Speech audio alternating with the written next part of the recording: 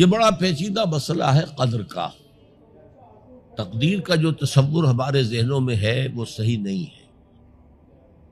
قدر کہتے ہیں اندازے کو، ایویلویٹ کرنا، کسی چیز کی قدر و قیمت کا اندازہ کرنا. اللہ نے ہر جاندار کے لیے ایک اندازہ مقرر کر دیا. مثلا چھوٹی سی چڑیا ہے اور وہ ہوا میں اڑتی پھر رہی ہے. انسان ہوا میں نہیں اڑ سکتا. مشین بنا کر ہوائی جہاز میں اڑ جائے، خود تو نہیں اڑ سکتا. تو یہ ہر نوع کی ایک تقدیر ہے. اسی طریقے سے ہر انسان کی بھی کچھ لیمیٹیشنز ہیں.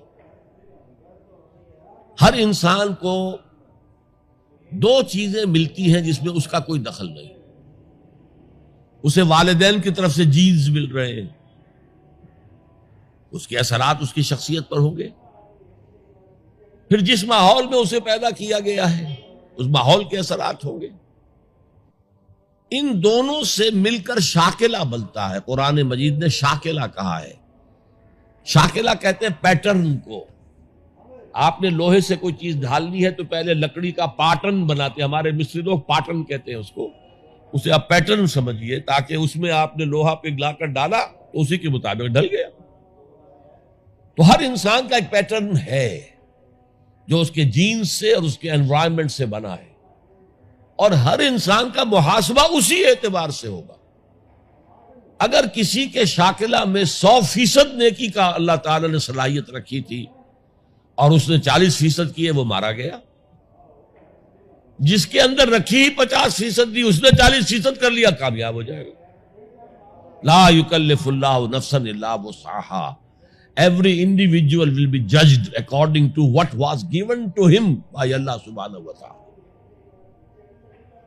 لیکن تقدیر کا مطلب یہ نہیں ہے that we are bound to do something. No. There is no predestination. It's only pre-knowledge. اللہ نے مجھے اختیار دیا، چاہے یہ کرو چاہے وہ کرو، اما شاکرا و اما کفورا. فمن شاء فلیؤمن ومن شاء فلیکفر. جو چاہے ایمان لائے، جو چاہے کفر کا اختیار کر لے. لیکن اللہ کو معلوم ہے کہ تم کیا کرو گے. یہ پری نالج ہے اللہ کا، پری ڈیسٹینیشن نہیں. اللہ نے مجبور نہیں کیا ہے. ہاں، وہ لمیٹیشن جو آپ کی شخصیت کے اندر ہے وہ اپنی جگہ ہے، لیکن نیکی اور بدی، خیر اور شر، حق و باطل کا چوائس آپ کو دیا ہے. اما شاکرا و اما کفورا. فمن شاء فلیؤمن ومن شاء فلیکفر. This free will is with you and you will be adjudged on the basis of this free will. البتہ کتنی نیکی تم کر سکتے تھے اتنی کر لی، کامیاب، چاہے وہ مقدار میں کم ہو. اب جب غزوہ تبوک کے موقع پر حضور نے مسلمانوں سے کہا یہ جیش الاسرہ ہے، ساز و سامان چاہیے، اب لاؤ پیسے پیش کرو. حضرت ابوبکر نے اپنا سارا اثاثہ لا کر رکھ دیا. پوچھا اپنے بال بچوں کے لیے کچھ چھوڑ کر آئے ہو؟ کہ کچھ نہیں چھوڑا. صدیق کے لیے ہے خدا کا رسول، بس اللہ کا نام چھوڑ کر آیا. اب حضرت عثمان نے بہت دولت دی اس وقت. ایک غریب انصاری، اس نے ساری رات ایک یہودی کے باغ میں وہ کنویں سے پانی کھینچ کر باغ کو سیراب کیا. صبح کو اسے کچھ کھجوریں مل گئیں اجرت کے طور پر. اس نے آدھی لا کر اپنے بال بچوں کو دے دی، گھر کا نفقہ، نان نفقہ شام تک کے لیے. آدھی حضور کے سامنے لا کر رکھ دی.